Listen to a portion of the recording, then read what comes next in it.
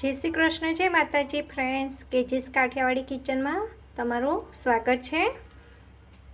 તો આજે આપણે બનાવીએ છીએ તલ અને સૂકા ડેસિકેટેડ કોકોનટની સુખડી, જે વડીલો અને નાના બાળકો જે આપણે ચીકી બનાવતા હોય છે તો એ નથી ખાઈ શકતા। તો આજે આપણે બનાવીએ છીએ સુખડી। હું તમને નજીકથી પણ તોડીને બતાવું કે જુઓ એ કેટલી સરસ તૂટી જાય છે।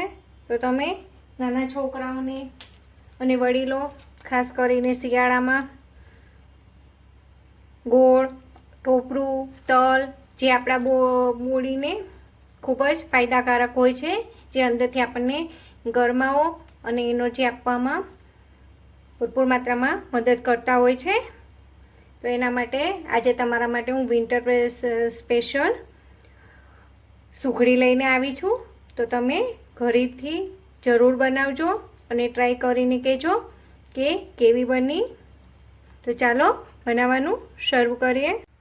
તલ અને સૂકા ટોપરાની સુખડી બનાવવા માટે જે વડીલો પણ ખાઈ શકે અને નાના બાળકો પણ ખાઈ શકે વિન્ટરમાં, તો વિન્ટર સ્પેશિયલ આજે આપણે સુખડી બનાવી રહ્યા છે।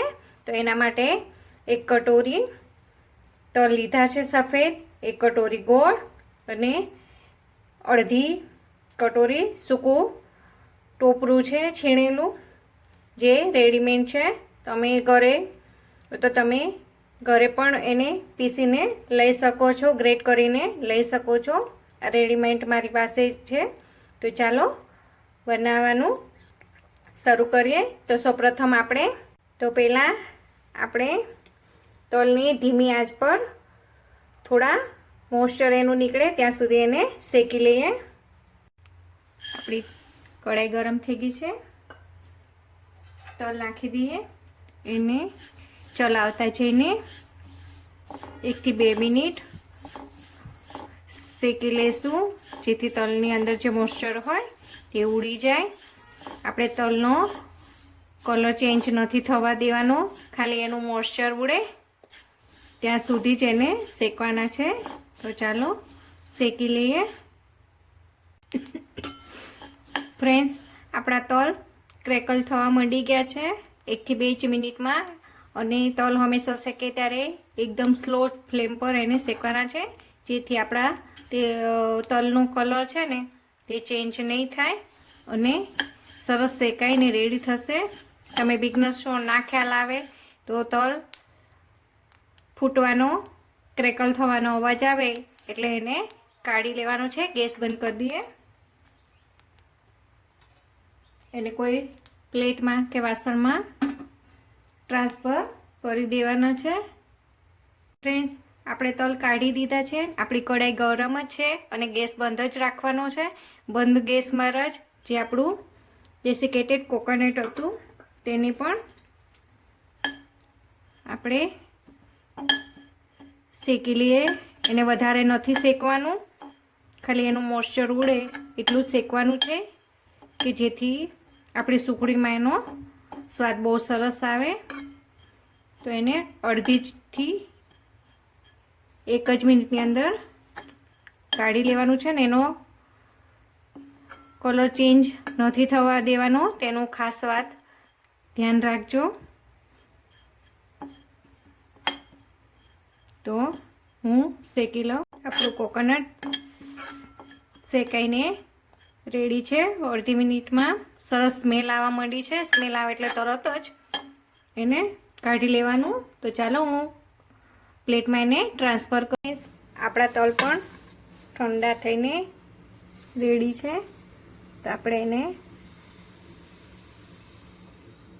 મિક્સરમાં પલ્સ મોડ પર દરદરા પીસી રેડી કરી લેશું।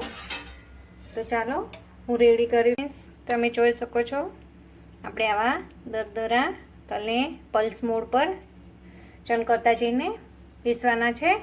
તો ચાલો આગળની પ્રોસેસ કરીએ। ફ્રેન્ડ્સ, મેં કઢાઈમાં 2 ચમચી જેટલું ઘી ગરમ કરવા મૂકી દીધું હતું, તો ઘી ગરમ થાય ત્યાં સુધી આપણે જેમાં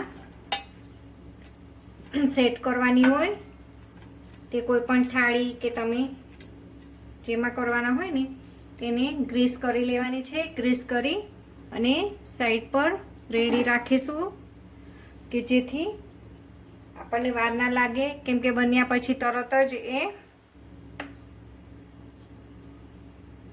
કારણ કે બન્યા પછી તરત જ એકદમ જ હાર્ડ ફોર્મમાં થવા માંડે છે.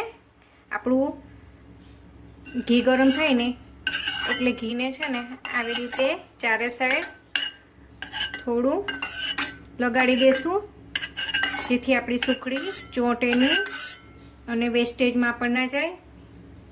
ઘી ગરમ થઈ ગયું છે, એમાં આપણે એક વાટકી ગોળ લીધો હતો તે નાખી દઈએ અને ગેસની ફ્લેમ સ્લો જ રાખવાની છે. અને ગોળ છે ને મેલ્ટ થાય ત્યાં સુધી આપણે એને ચલાવતા જઈએ અને ઓગાળી લેવાનો છે. ફ્રેન્ડ્સ, આપણે પ્લેટમાં કાઢી દીધું છે. હવે એને કોઈ વાટકીની મદદથી અને પ્રેસ કરતા જવાનું છે અને સેટ કરતા જવાનું છે.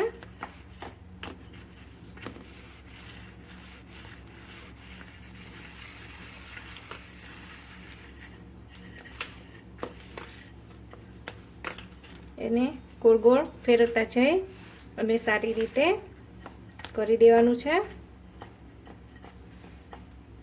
સરખો સેટ થઈ જાય એટલે આપણે ઉપરથી થોડું ડેસિકેટેડ કોકોનટ ભભરાવી અને પાછું એને થોડું પ્રેસ કરી દઈશું, જે દેખાવમાં બહુ સરસ લાગતું હોય છે અને ખાવામાં પણ બહુ ટેસ્ટમાં એનો સ્વાદ બહુ સરસ લાગતો હોય છે. તો તૈયાર છે આપણી તલ અને સૂકા ટોપરાની સુખડી. એને ઠંડી થવા દઈએ પછી એના પીસીસ કરીશું.